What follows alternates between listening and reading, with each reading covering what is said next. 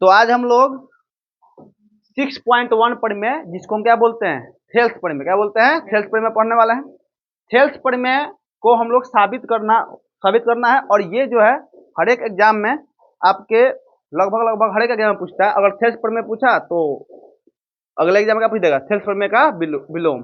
अगर थेल्स परिमेय का विलोम पूछा है तो अगले एग्जाम में क्या पूछ देगा, थेल्स परिमेय। तो इसलिए ये इंपॉर्टेंट है और इससे रिजल्ट भी निकलते हैं, जिससे ऑब्जेक्टिव क्वेश्चन बनते हैं आगे कॉम्पिटिशन में, तो इसका यूज होता ही है।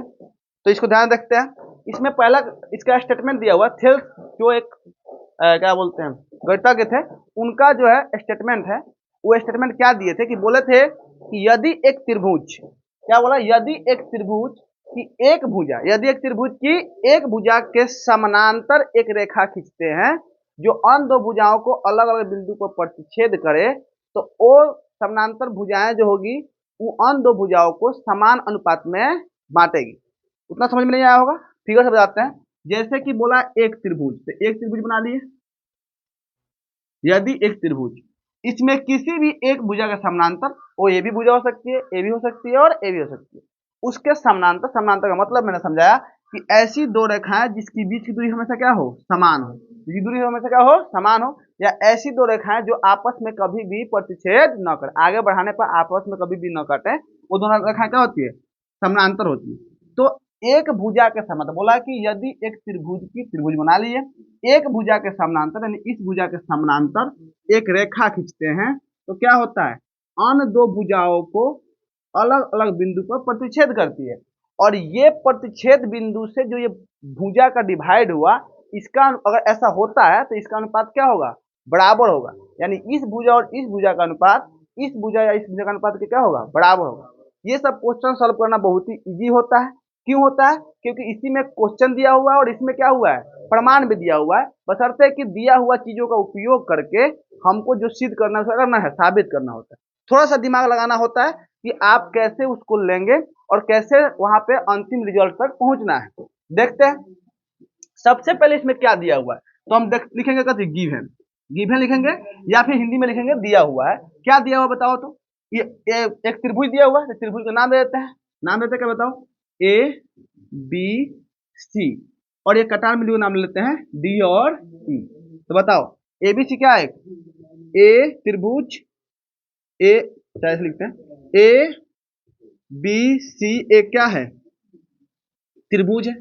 ए बी सी एक क्या है, त्रिभुज है, जिसमें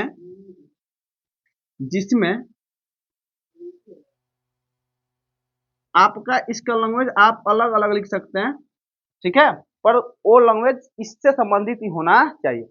अगर रटिएगा तो आपके आंसर का आपको मतलब लैंग्वेज गलती लिख पाएंगे एग्जाम में। और अगर एग्जामिनर पढ़ता है तो समझेगा कि ये रटा हुआ विद्यार्थी है, आपका नंबर एक दो नंबर काट लेगा, क्योंकि आप रटने में मास्टर हैं, ठीक है। तो गिवन क्या दिया हुआ, ए बी सी एक त्रिभुज है जिसमें हम क्या देखें कि एक भुजा के समांतर दूसरा भुजा खींचे हुए हैं। तो एक भुजा है क्या, बी सी, तो जिसमें हम बी सी के समांतर, बीसी के समांतर क्या खींचे हैं, एक रेखा खींचे, एक रेखा डी खींचे, एक रेखा डी,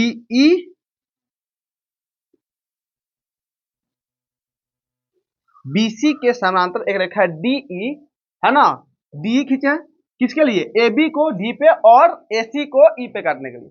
देखिए बीसी के समांतर एक रेखा डीई खींचा बोल सकते हो, चाहे डीई क्या कर रहे हैं हम, ए बी को डी पे और ए सी को ई पे काट रहे हैं।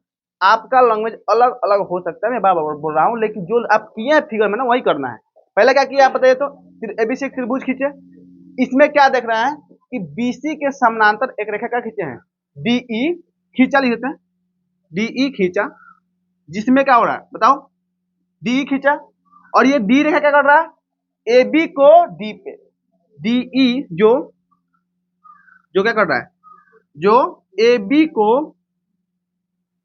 को किस पे, डी पर, तथा ए सी को ई पर काटती है, ठीक है, या प्रतिच्छेद करती है, ठीक है, काटती है या प्रतिच्छेद करती है, ठीक है। जो मैंने फिगर बनाया उसी को मैं लिख दिया कि एक त्रिभुज दिया हुआ है जिसमें एक बीसी के समानांतर हम एक रेखा खींचने को बोला गया है, तो हमने रेखा खींचा। कौन रेखा खींचा? नाम कर दिया डी खींचा, जो AB को D पर और AC को E पर काटती है ना। बात समझ में आ गया? तो D को E पे और क्या है, AB को D पे और AC को E पे काटती है। अब उसके बाद में क्या कर रहा है? उसके बाद में जब ऐसा करती है तो ऐसा करती है तो क्या होता है? इसका अनुपात क्या होता है? बराबर होता है। तो इसलिए क्या हमको सिद्ध करना है? सिद्ध करना है कि क्या सिद्ध करना है? सिद्ध करना है कि भुजाओं का अनुपात क्या होता है? समानुपाती होता है। मतलब कि भुजाओं का अनुपात क्या होगा? AD लेंगे तो क्या लेंगे? DB, AD बटा में DB और उधर AE बटा में EC। मतलब दिया हुआ स्टेटमेंट का उपयोग करके हमको इसको क्या करना है? साबित करना है। इसके अलावा इसमें ये थोड़ा सा टफ इसलिए बन जाता है, हालांकि है हल्का, लेकिन टफ इसलिए बन जाता है कि कई बार जितना दिया गया है ना उसका उपयोग करके ये साबित नहीं होता है। इसके लिए आपको पहले का थोड़ा मोड़ा ज्ञान चाहिए होता है, ठीक है। और उस ज्ञान के आधार पर हम क्या करते हैं? रचना करते हैं। क्या करते हैं? रचना। कि उस रचना के माध्यम से हम साबित कर पाते हैं कि ये दिया हुआ स्टेटमेंट के माध्यम से क्या है बात सही है। तो हम एक रचना करते हैं जिससे हमको इस चीज को साबित करने में क्या हो? आसानी हो।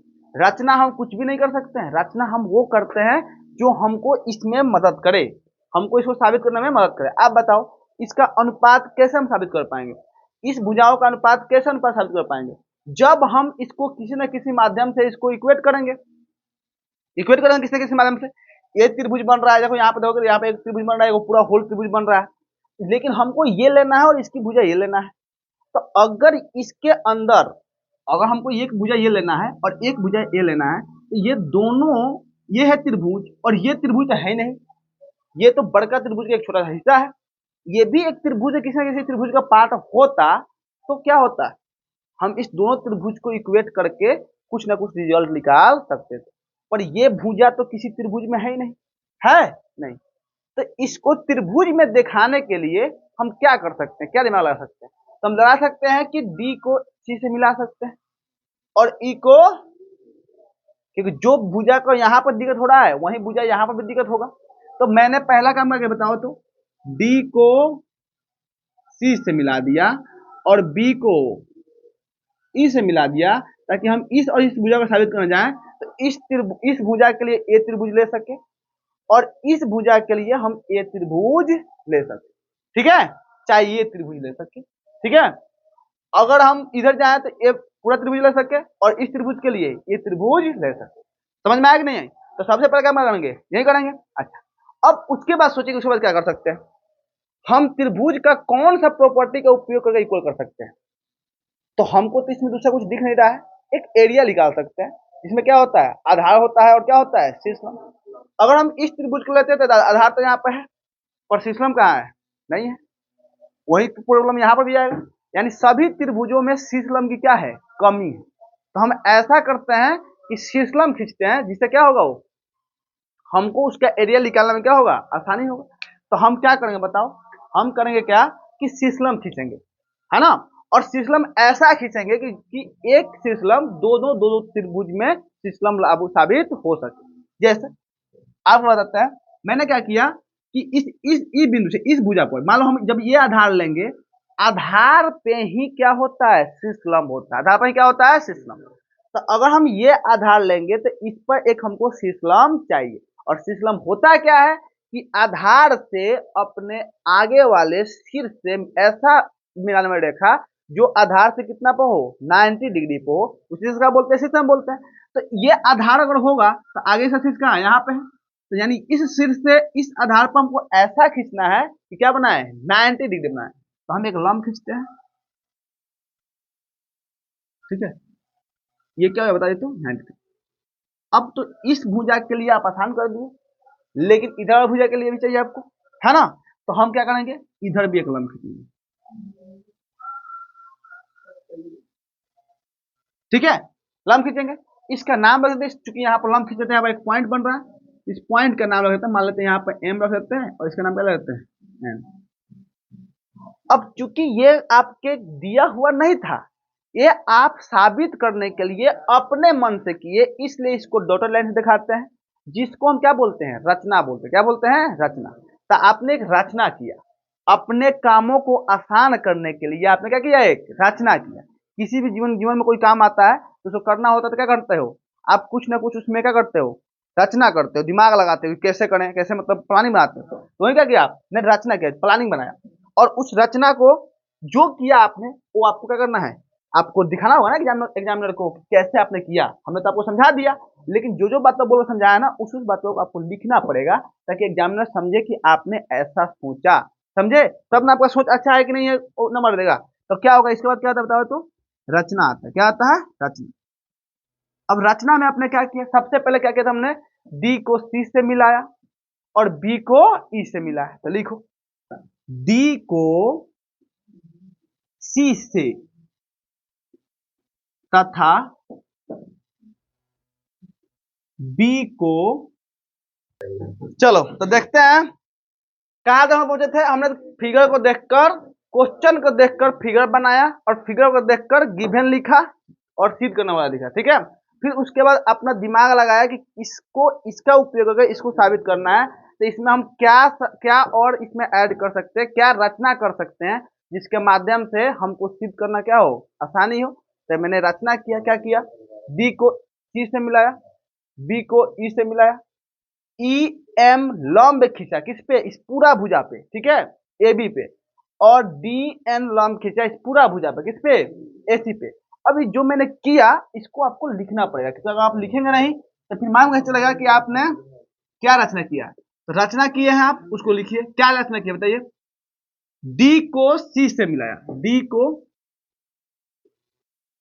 सी से,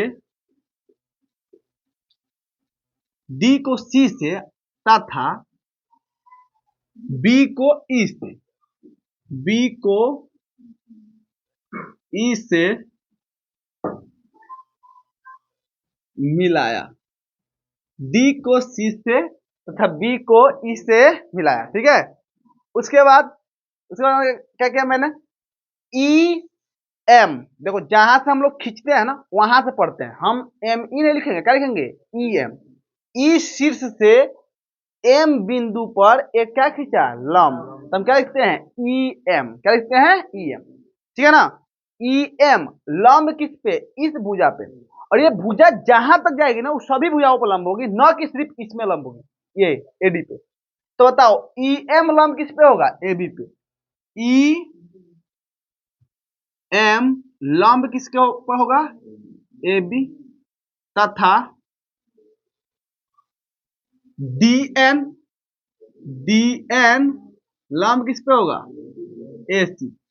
ऐसा होगा कि हमने किया किया, तो ई एम लंब ए बी तथा डी एन लंब ए सी क्या किया, खींचा।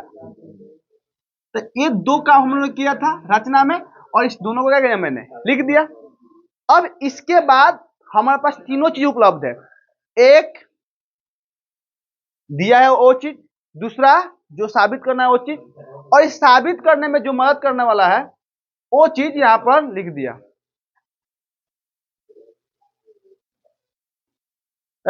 तो इसके बाद क्या करना है हम लोग को, अब रचना भी हो गया, तीन चीज मिल गया हमको, गिवन भी चीज दिया हुआ है, सिद्ध करने वाला भी हम लोग ने क्वेश्चन से पढ़कर निकाल लिया, और इस सिद्ध करने में गिवन दिया हुआ चीज से सिद्ध करने में जो मदद करने वाला है उसकी रचना की और उसको मैंने लिख दिया।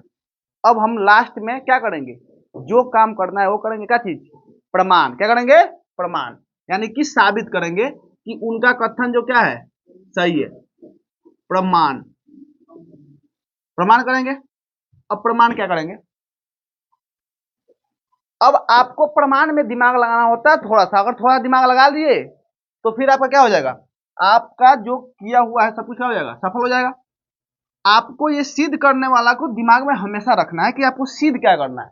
सिद्ध क्या करना बताइए तो, ए डी बटा डी बी और ए ई बटा, यहां पर है ए डी बटा डी बी, ठीक है, ए डी बटा डी बी और ए ई बटा, थोड़ा सा दिमाग लगाइए कि ये जो लंब हम खींचे हैं ना, ये लंब किस लिए खींचे थे, ताकि हम क्षेत्रफल निकाल सके, आधा गुने शेष लंब। ये लंब है ना वो सिर्फ एडी पे लंब नहीं है, ये पूरा एबी पे लंब है। और जब ये पूरा एबी पे लंब है तो ये एडी पर भी लंब है और ये डीबी पर भी लंब है। समझ में आया कि नहीं आया? आया। ये लंब जो होता है, एक लंब जो होता है, एक भुजा को जहां तक बढ़ा दीजिएगा उस सब पे क्या है, वो लंब है। सब पे क्या है, लंब। तो ये ईएम लंब सिर्फ एडी पे नहीं है, ये पूरा एबी पे है। और जब पूरा एबी पे है तो ये एडी पर भी है और डीबी पर भी। तो अगर ये डीबी पर है तो एक त्रिभुज हम ये वाला भी ले सकते हैं, ले सकते हैं ना। तो इस पे भी लंब होगा, इस पर भी लंब होगा, लंब लंब सेम सेम होगा, वो आपस में क्या हो जाएगा, कट जाएगा। तो ये भुजा जो अलग अलग है उसी का तो अनुपात बच जाएगा। और यही काम जब हम उस साइड कर देंगे तो उधर का अनुपात बन जाएगा, हमारी चीज क्या हो जाएगा, सिद्ध हो जाएगा। मतलब कंसेप्ट दिमाग में रखना है कि हमको करना क्या है, हमको इसका और इसका अनुपात लाना है। तो इसका क्षेत्रफल और इसका क्षेत्रफल निकाल देंगे, दोनों में लंब क्या हो जाएगा, सेम, वो चीज क्या हो जाएगा, कट जाएगा।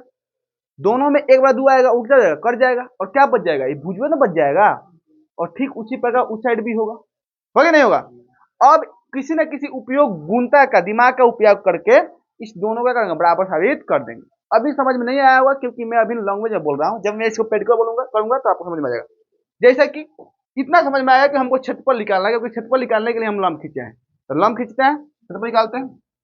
किसका क्या बताओ, देखते हैं हम त्रिभुज इसमें ए डी ई, क्या चीज, ए डी ई, हम दोनों एक साथ देख लेते हैं। देखो त्रिभुज ए डी ई देखो, और साथ में ही त्रिभुज क्या देखो बताओ तो, डी ई बी, है ना, डी त्रिभुज डी ई बी, ये दोनों में हम लोग देख लेते हैं। दोनों में क्या देखेंगे, दोनों का एरिया देखेंगे, क्या देखेंगे, एरिया। तो बताओ एरिया ऑफ त्रिभुज, इसको एरिया ऑफ त्रिभुज बोलते हैं, ए आर से, एरिया ऑफ त्रिभुज ए डी ई किसके सापेक्ष में, डीबीई, यानी इधर के सापेक्ष में। तो हमको इधर का आधार लेना है, ठीक है। तो बताओ क्या होगा, किसी भी त्रिभुज का एरिया क्या होता है, पहले आप बताओ त्रिभुज का क्षेत्रफल क्या होता है, त्रिभुज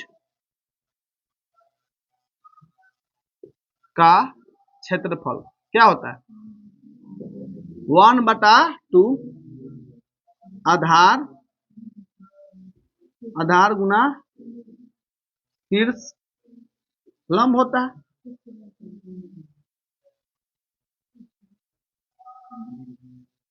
अरे शीर्ष लंब ये ना होता है, शीर्ष लंब, आधार गुना शीर्ष लंब नहीं होता है। तो अब हम लोग निकालते हैं एरिया ऑफ त्रिभुज किसका, ए डी, एरिया ऑफ त्रिभुज A D E is equal to 1/2 तो रहबे करेगा। बोलो आधार आप देखिए ए डी ई में आधार ए डी भी है, आधार ए ई भी है, लेकिन हमको किस सापेक्ष में लेना है, डी बी, यानी डी बी इधर साइड में है तो हमको इस साइड पर सिद्ध करना है। तो हमको क्या लेना बताओ तो ए डी। जब हम ए डी लेंगे आधार क्या हो जाएगा, ए डी, और जब ए डी लेंगे तो शीर्षलंब क्या लेंगे, जब जो उस पर खड़ा हुआ है, उस पर खड़ा कौन है, ई एम, इधर नहीं पढ़ते हैं, इधर पढ़ते हैं, ई एम, क्या होगा, ई एम, ठीक है। अब हम ये एक हो गया, और इसको हम मान लेते हैं समीकरण क्या चीज, 1 मान लेते हैं, कोई दिक्कत। अगला हम अब एक त्रिभुज लेंगे, दूसरा भी लेते हैं, एरिया ऑफ त्रिभुज कौन सा, डी ई बी।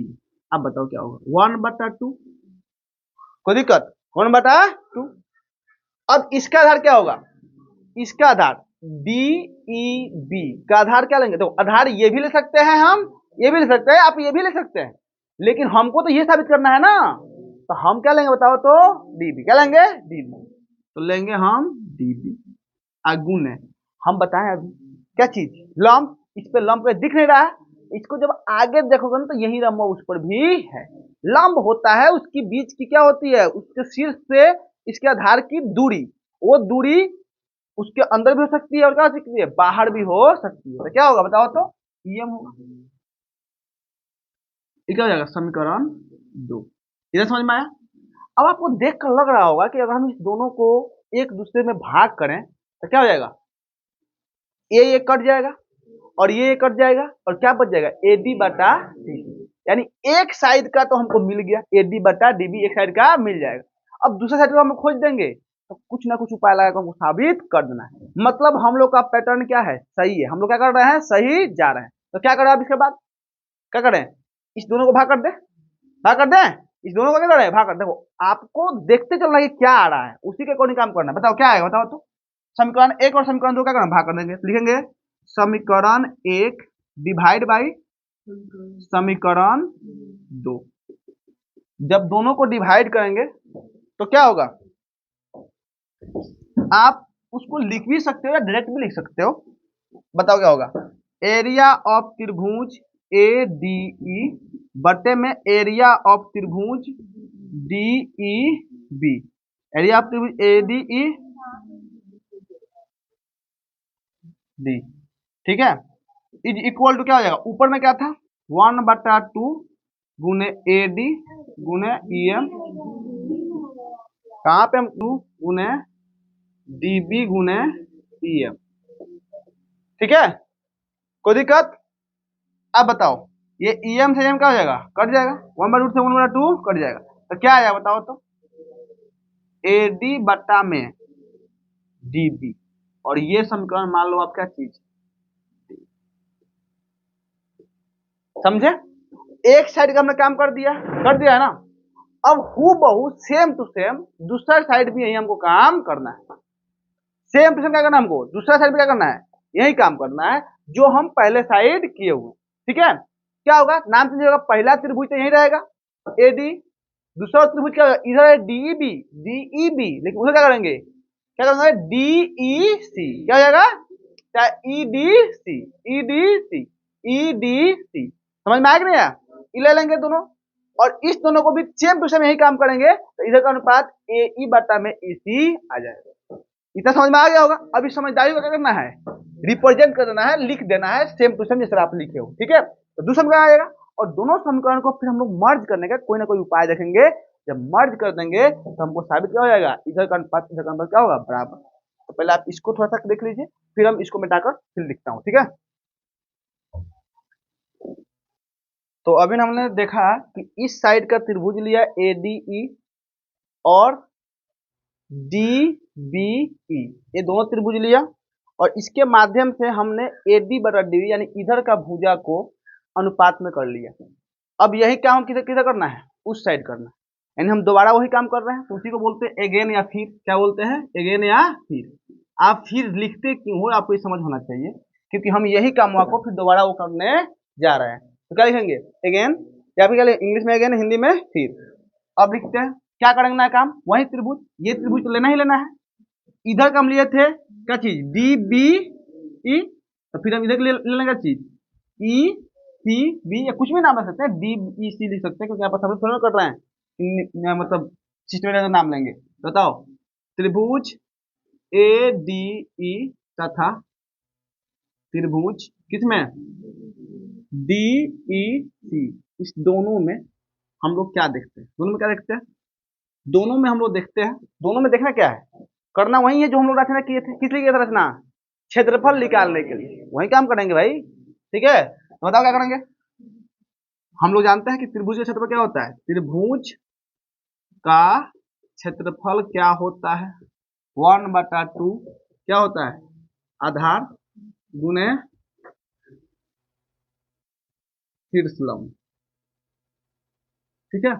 तो अब किसका एरिया निकालना है बताओ तो, एरिया ऑफ त्रिभुज एडी। अब आपके दिमाग में आएगा कि हम तो एरिया ऑफ त्रिभुज एडी और निकाल चुके थे, तो उसी से काम नहीं चल जाएगा, नहीं। जब हम ओ निकाले थे ना, तो उसमें हम एडी लिए थे आधार, और उस पर का सिस्टम लिए थे ईएम। लेकिन जो अब हम ये निकाल रहे हैं, तो इसके साथ निकाल रहे हैं, किसके साथ, डी ई सी के साथ निकाल रहे हैं। जब हम इसके साथ निकाल रहे हैं, तो इसके लिए हमको ये साबित करना है, तो आधार क्या लेंगे बताओ तो, ए ई, क्या लेंगे, ए ई। और जब आधार ए ई लेंगे तो इस पर लंब क्या लेंगे, समझ में आया कि नहीं। तो बताओ इसमें क्या होगा, 1/2 आधार क्या होगा, ए ई, यहाँ पे आधार लेंगे ए ई, क्यों लेना समझ में आ रहा है ना, ए ई, और शीर्षलंब, शीर्षलंब डी एन, डी एन, ठीक है, डी एन। अब आते हैं, अब इसके साथ कौन सा त्रिभुज है बताइए तो, एरिया ऑफ त्रिभुज डी ई सी, इसका क्या होगा 1/2 होगा, इसका आधार क्या होगा, इसका आधार तो तीन, एक त्रिभुज में आप ये भी ले सकते हो, ये भी ले सकते हो, ये भी ले सकते हो, लेकिन साबित हमको क्या करना है, इस जो साबित करना है उसी के साथ हमको चलना है। तो क्या बताओ, तो इस अगुणे, अब बताओ सिस्लम होगा, अभी बताया है कि ये सिस्लम इस लाइन पे कहीं भी जाओगे सब सही पे क्या होगा, सिस्लम होगा। तो क्या बताइए, तो dn।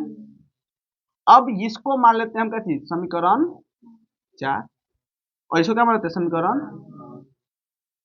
समीकरण 5। और आप यहाँ पर फिर देखना है कि जब हम दोनों को डिवाइड करेंगे तो ये कट जाएगा, ये कट जाएगा, और ए ई बटा में इसी आ जाएगा, इस साइड का अनुपात आ जाएगा। तो कर देते हैं जो हमको दिख रहा है। तो क्या हो जाएगा, तो समीकरण 4 को किससे भाग कर देंगे, समीकरण 5। तो क्या होगा, एरिया ऑफ त्रिभुज ए डी ई बटे में एरिया ऑफ त्रिभुज D E C is equal to 1/2 A E गुने क्या हो जाएगा, डी एन, अब बटे में क्या हो जाएगा, 1/2 सी गुने डी एन।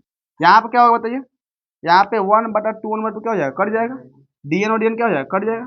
तो क्या बचेगा,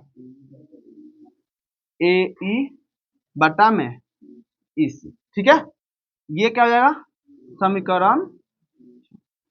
आप देख रहे हैं कि हमने क्या किया, ये दो त्रिभुज के क्षेत्रफल का अनुपात ए ई बटा इसी ला दिया, और इस दो त्रिभुज के क्षेत्रफल का अनुपात क्या लिया, ए डी बटा डी।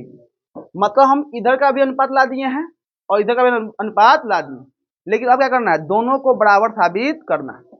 ये दोनों बराबर कैसे होगा, थोड़ा दिमाग लगाइए आप लोग, ये दोनों बराबर कैसे हो सकता है, ये अनुपात बराबर कैसे हो सकता है, जब इनके क्षेत्रफलों का अनुपात बराबर हो या क्षेत्रफल क्या हो, सेम हो।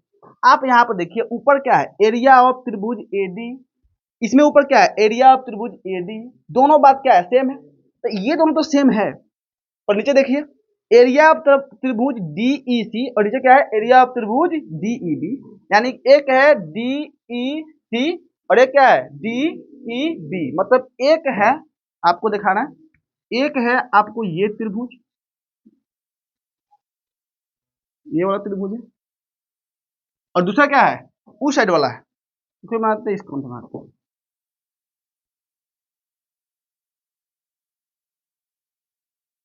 ये वाला, ये दोनों अलग अलग है, ऊपर वाला सेम था तो उसका एरिया तो बराबर है।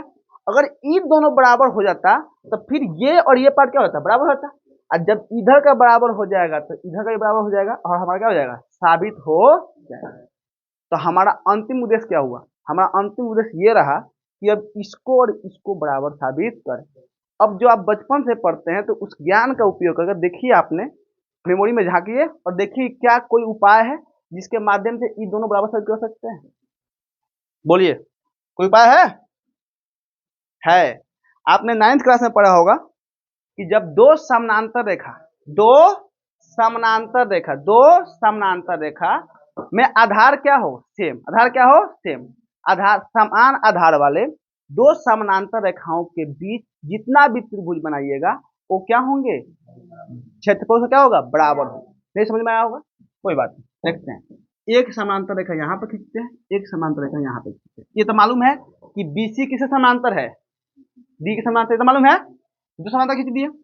इसमें बोल रहा है कि आधार क्या लेना है, बताओ, सेम। आधार से मान लो हम यहाँ पे इसी ऊपर से आधार लेते हैं, क्योंकि इसमें ऊपर से लिया गया है, ठीक है, ऊपर से लेते हैं। तो ये मान लेते हैं आधार है, ये है आपका डी ई, क्या है, डी, और नीचे मान लेते हैं कुछ भी ले। इस आधार से इस पर कहीं भी त्रिभुज बनाइएगा ना, उसका क्षेत्रफल क्या होगा, बराबर। जैसे इस पर हम इधर बनाते हैं, एक त्रिभुज बना, इसका मान लेते हैं, नाम देते हैं कच्ची, ये ले सकते हैं। एक त्रिभुज यहां से बनाया, इसका नाम लेते हैं मान लो बी, एक यहां बनाया। आधार से देखो, आधार सबका क्या है, सेम है, मान लेते हैं। और भी बना सकते हैं। तो आप देखेंगे ना कि चाहे आप डी ई ए लीजिए, चाहे आप डी ई बी लीजिए, चाहे आप डी ई सी लीजिए, तीनों में से कोई भी त्रिभुज लीजिए, सबका क्षेत्रफल क्या होगा, बराबर होगा। रीजन क्या है इसका, रीजन ये है कि इसका आधार क्या है, सेम है। और आप जानते हैं कि त्रिभुज के क्षेत्रफल क्या होता है, आधार गुणे 1/2 आधार गुणे शीर्षलंब। तो 1/2 तो सब में रहेगा, निर्भर किस पर करता है, आधार और शीर्षलंब पे। बताइए, आप इसमें कहीं भी लीजिएगा तो आधार तो आप सेम रखे हुए हैं। अभी बताए हैं कि उसकी बीच की दूरी क्या होती है, हमेशा समानांतर रेखा की बीच की दूरी क्या होती है, समान होती है। और जब समानांतर रेखा के बीच की दूरी समान होती है तो उसका लंब भी क्या होगा, समान होगा। आधार भी समान, लंब भी समान, तो क्षेत्रफल क्या होगा, समान। इसलिए ये कॉन्सेप्ट बनता है कि अगर दो समानांतर रेखा के बीच समान आधार पर कोई भी त्रिभुज बनाते हैं तो उसका क्षेत्रफल क्या होता है, बराबर। तो ये कंडीशन यहाँ पर लागू करेगा ना। ये दोनों समानांतर है, ये क्या है, आधार है। तो इस पर बना एक त्रिभुज इधर है और एक त्रिभुज कहाँ है, इधर है। देखो यहाँ पर हाथ को देखो, एक त्रिभुज कहाँ है, इधर, और एक त्रिभुज कहाँ है, इधर। तो ये दोनों त्रिभुज समान आधार पे और समानांतर रेखा के क्या है, बीच में है ना जी। तो इससे दोनों त्रिभुज पर क्या होगा, बराबर होगा। इसका मतलब है कि भले ही अलग अलग नाम है, अलग अलग मतलब उसका आकृति है, लेकिन उसका क्षेत्रफल क्या होगा, बराबर होगा। बात समझ में आया कि नहीं। लेकिन जिस वजह से बराबर होगा उसको लिखना पड़ेगा, किस वजह से बराबर है, लिखेंगे हम, इसको मिटा कर लिखते हैं, ठीक है। तो हमने क्या देखा कि पहला और दूसरा समीकरण का उपयोग करके तीसरा समीकरण प्राप्त किया जिसमें AD बटा DB मिला, और चौथा और पांचवा समीकरण का उपयोग करके हमने छठा समीकरण प्राप्त किया जिसमें क्या देखा है, AE बटा E। हमारा काम ये था कि इधर का तो अनुपात हमको दिख रहा है, इसी को बराबर साबित करना है। अगर इधर बराबर हो जाए किसी न किसी माध्यम से तो क्या हो जाएगा, वो ये दोनों आपस में क्या हो जाएगा, बराबर साबित हो जाएगा। मैंने अभी बताया कि दो समानांतर रेखाओं के बीच एक ही आधार पे बना त्रिभुज क्या होते हैं, का क्षेत्रफल क्या होता है, बराबर होता है। ये हम लोग जानते हैं और इसी बातों को हमको लिखना पड़ेगा। क्या लिखना पड़ेगा बताइए, तो हम जानते हैं कि दो समांतर रेखाओं के बीच एक ही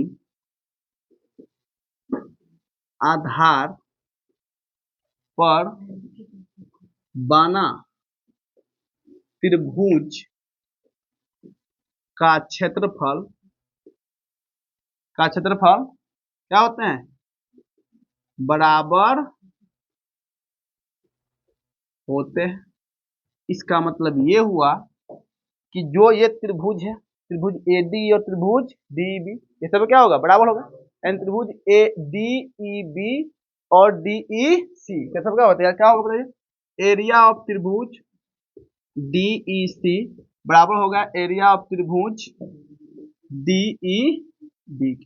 ठीक है, ये दोनों क्षेत्र क्या होगा, बराबर होगा। और जब ये दोनों क्षेत्र बराबर होगा तो क्या करेंगे हम लोग, 3 और 4 का उपयोग करके, समीकरण 3 और 4 का उपयोग करके, जहां पे त्रिभुज ADE और त्रिभुज ADC, त्रिभुज AD और त्रिभुज AD यहाँ पे दोनों तो बराबर नहीं है, और ये दोनों भी क्या हो गया, बराबर हो गया। तो यानी कि समीकरण 3, समीकरण 6, इसको मान लेते हैं समीकरण 7। इस तीनों का उपयोग करके हम कह सकते हैं क्या चीज, ये सब बराबर है। जब ई साइड बराबर है तो क्या हो जाएगा, ई साइड भी क्या हो जाएगा, बराबर हो जाएगा।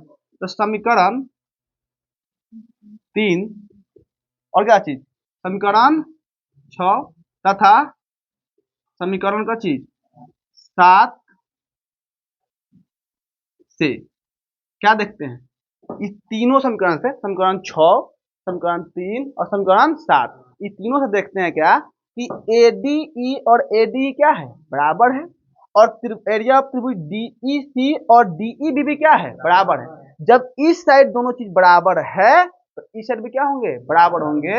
यानी कि AD बटा में DB बराबर किसके होगा, AE बटा में EC।